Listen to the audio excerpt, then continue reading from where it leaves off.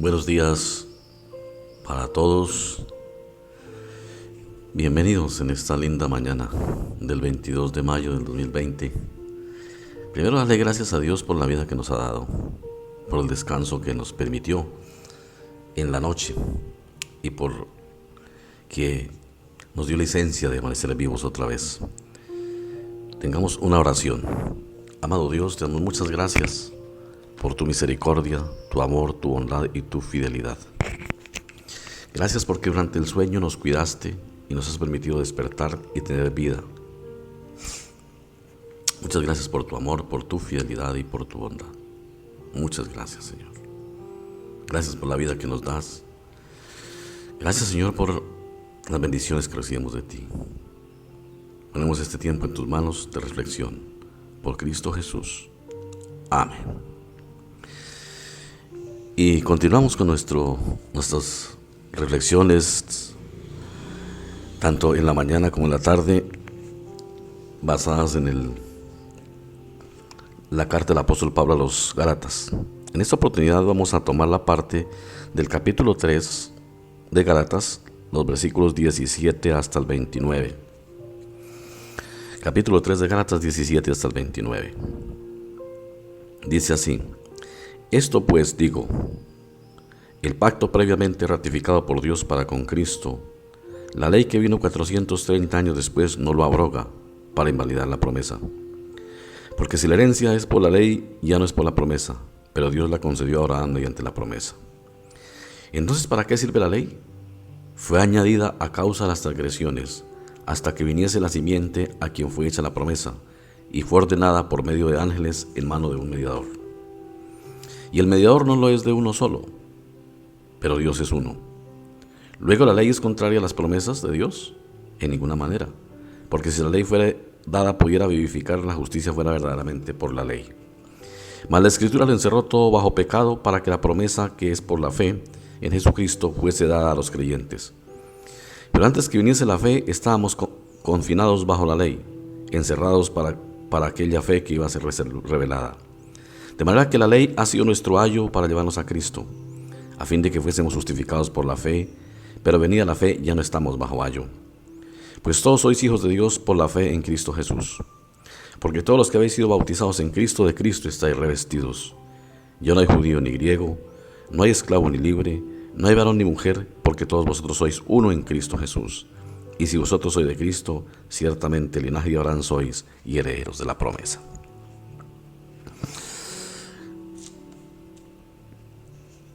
En estos días recordábamos y hablábamos sobre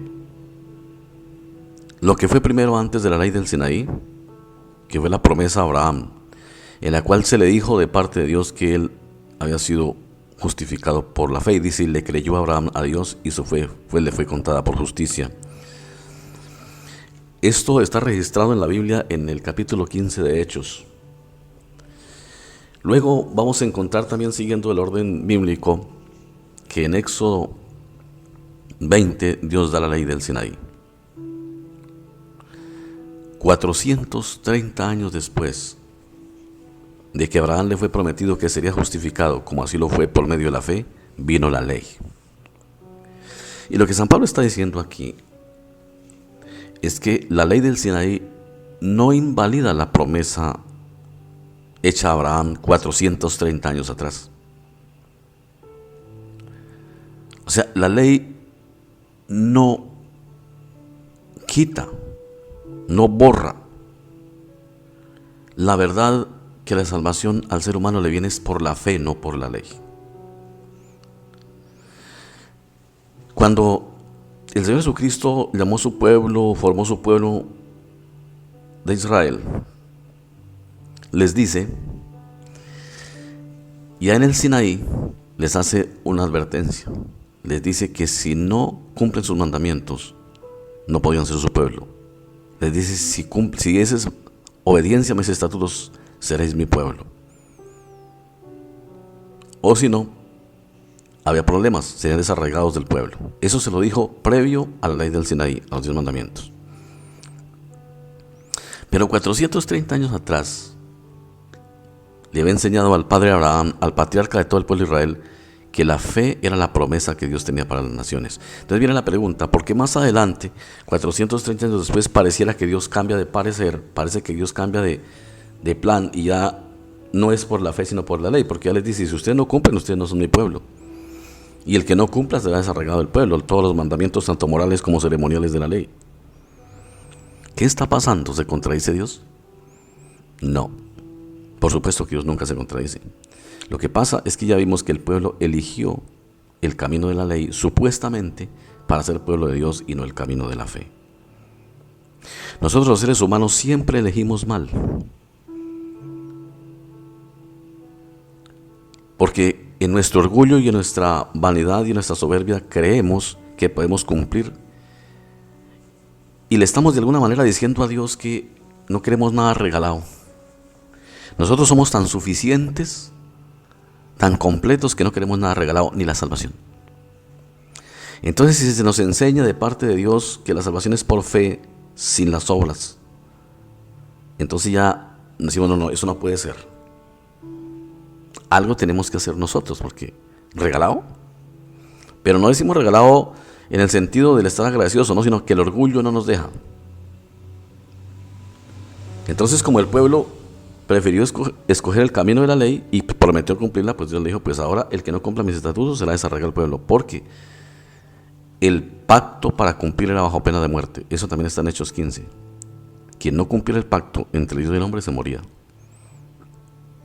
Ahora, Pablo nos dice que la promesa no es por la ley. Dice, porque si la herencia, está hablando de la fe, la salvación, es por la ley, ya no es por la promesa, o sea, ya no es por Abraham, ya no sería por la fe, pero Dios la concedió a Abraham mediante la promesa. Dios no le dijo a Abraham que cumpliera para ser el patriarca y el hijo de Dios y el hombre de fe, le dijo era que creyera, y dice, y creyó Abraham a Dios y le fue contada su fe por justicia, o sea, por justificación, como por rectitud.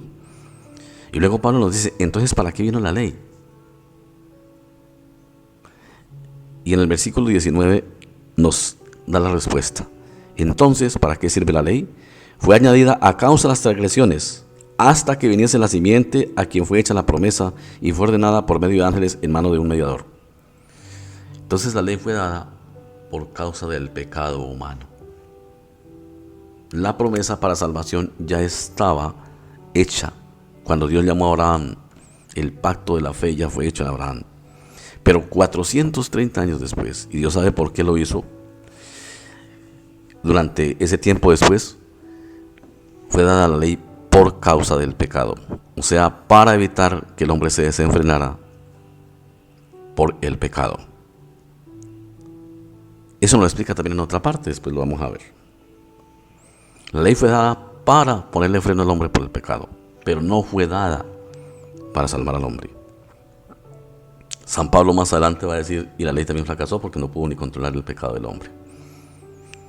Ahora, ¿es que Dios no le salen sus planes? No, no es eso, nunca lo tomemos así. Lo que pasa es que Él permite todo eso para enseñarnos que definitivamente sin su gracia y sin su amor sería totalmente imposible ser salvos, hermanos. O sea, es orgullo y soberbia humana llegar a creer que hay quienes sí cumplen la ley. A mí me preocupa a veces eso cuando escucha, que hay quienes sí cumplen la ley. Dentro del mismo cristianismo hay competencias de santidad. Y entre iglesias y entre hermanos, a veces pareciera que hay una competencia. Yo sí soy santo, yo sí cumplo. Hermanos, no nos engañemos. Ningún ser humano de carne y sangre que haya nacido engendrado por carne y sangre cumplirá la ley jamás. Nadie. Esa pretensión es una pretensión soberbia, mentirosa delante de Dios. La ley fue dada para mostrar el pecado y la gravedad del pecado, pero también para demostrar la incapacidad humana de por lo menos siquiera pensar en agradar a Dios y salvarse por sus propios medios. Siquiera no se puede pensar. La ley fue dada para mostrar que estamos muertos, que el ser humano está muerto en el delito de pecado y condenado por causa de su pecado, expulsado de la gracia de Dios. Como lo dice San Pablo, por cuanto todos pecaron, están destituidos de la gracia de Dios. La ley no tiene como papel allanar el camino a la salvación, sino mostrar el pecado humano, la desgracia humana, poner al hombre bajo condenación y hasta ahí. Si el ser humano intenta decir yo voy al cielo porque moralmente soy perfecto, entonces está mintiendo y está desechando el sacrificio de Cristo. Entonces, como dijo San Pablo, entonces por demás murió Cristo. Luego el 21 nos dice: luego la ley es contraria a las promesas de Dios en ninguna manera, porque si la ley dada pudiera vivificar, la justicia fuera verdaderamente por la ley. Ahí nos está diciendo que la ley no fue dada para salvar, porque no puede vivificar. Dice: mas la Escritura lo encerró todo bajo pecado, para que la promesa que es por la fe en Jesucristo fuese dada a los creyentes. O sea, la promesa que es por fe, la promesa de salvación de Abraham, de justificación, fue dada por medio de la fe. O sea, nosotros no nos justificamos porque seamos moralmente perfectos. Esa es la idea a veces errónea que ha surgido en la iglesia en los siglos. Han surgido muchos movimientos que hacen creer a la gente que la gente se perfecciona es mediante ayunos, oraciones, cumpliendo la ley, vistiéndose de cierta manera, comiendo ciertas comidas o no. Eso no se puede enseñar así. Nadie se perfecciona mediante ayunos y oraciones. Nadie.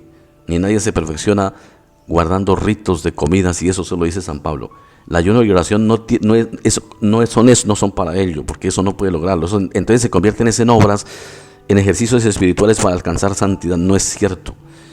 El ayuno y la oración debe ser el fruto ya de la salvación. O sea, es entendiendo que somos justificados y aceptados por Dios por la fe, que entonces nos relacionamos mediante esos dones que Dios nos ha dado, porque son dones. Pero son dones de Dios, pero cuando los ponemos con otro sentido, lo hacemos obras, que no van a ser totalmente inválidos, no sirven. No estoy diciendo que no se ayune y no se ore, me hago entender, sino que es el propósito a veces equivocado con el que se hace. No es mediante esos ejercicios que somos santos, lo hacen los santos porque ya están santificados. O sea, el santo es el que ora, ¿sabes? El salmista David dice en el Salmo 55, en el Salmo 32, perdón, que cuando el Señor perdona, entonces dice: orará a ti todo santo. Dice: pero antes que viniese la fe, estábamos confinados bajo la ley, encerrados para aquella fe que iba a ser revelada. De manera que la ley ha sido nuestro ayo. Ayo quiere decir algo así como lo que nos obliga a ir a Cristo. Porque como la ley nos dice, usted está condenado, no puedes hacer nada, pues ¿qué remedio queda al pecador? Confiarse en sí mismo no. Ir a Cristo es lo único que le queda. Es lo único que le queda y es lo más grande que hay. Dice: pero de manera que la ley ha sido nuestro ayo para llevarnos a Cristo, a fin de que fuésemos justificados por la fe. Pero venida la fe, ya no estamos bajo ayo. O sea, ya no. Venida la fe, ya la ley no tiene imperio sobre el ser humano. O sea, ya no le está condenando, ya está salvo de la maldición de la ley. Ya lo vimos anteriormente. Pues todos sois hijos de Dios por la fe en Cristo, por una razón: porque todos los que habéis sido bautizados en Cristo de Cristo estáis revestidos. O sea, aquí también nos enseña de paso que el bautismo es necesario. El bautismo es la fe de nuestro Señor Jesucristo para estar en Cristo. El que no está bautizado no está en Cristo. De manera que si usted no bautiza a su niño, sencilla y llanamente el niño no está en Cristo. Porque parte de la fe en la que decimos creer para justificación son los dones, el bautismo y la Santa Cena, lo que llamamos los dones espirituales o los medios de gracia, los sacramentos, como se conocen más popularmente. Entonces, hermanos, no hay otra manera de ir al cielo que por la fe. Y al tener la fe, cumplimos la ley, porque tenemos fe en aquel que sí la cumplió. Y ese es el acuerdo de Dios, que Dios hizo entre sí mismo, que todo el que cree en Jesucristo, como el Señor la cumplió, le es imputado el cumplimiento por la fe, no porque lo haga verdaderamente en realidad. Y ahí es tenido por santo por Dios desde su trono. Y por eso somos justificados y santificados por la fe, sin las obras de la ley. Por eso, hermanos, si usted está en Cristo, ya está hecho nueva criatura, porque está revestido de Cristo. En los lugares celestiales ya es usted un hombre nuevo, aunque todavía sigue siendo un pecador. Uncimos juntos el pecador.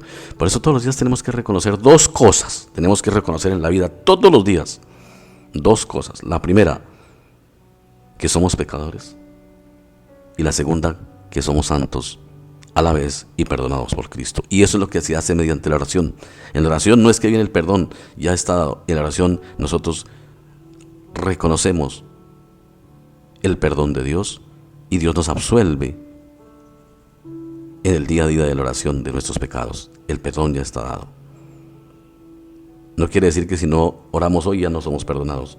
La oración es un don que Dios nos dio para comunicarnos con Él, pedir el Espíritu Santo, fortalecer nuestra fe y que nos ayude a ser sabios para ayudar a otros. La oración es necesaria porque es el alimento diario, es lo que nos sostiene firmes, en el sentido de que el diablo quiere que nosotros nos apartemos de Dios. Mediante la oración, pues estamos nosotros aprendiendo de Dios cada día, fortaleciendo nuestra fe.